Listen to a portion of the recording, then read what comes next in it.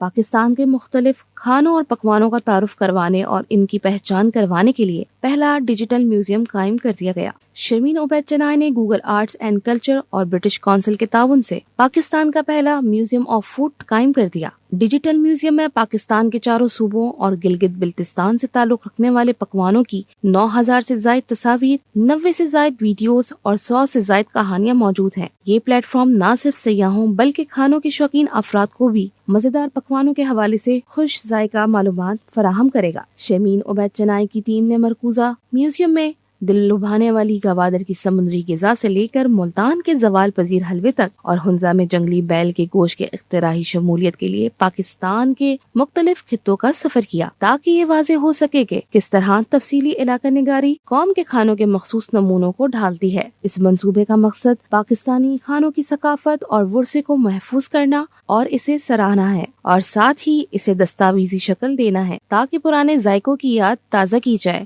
اور معدومیت کے خطرے سے 2-4 تراکیب اور رسم و رواج کو فعال طور پر محفوظ اور زندہ بھی کیا جائے۔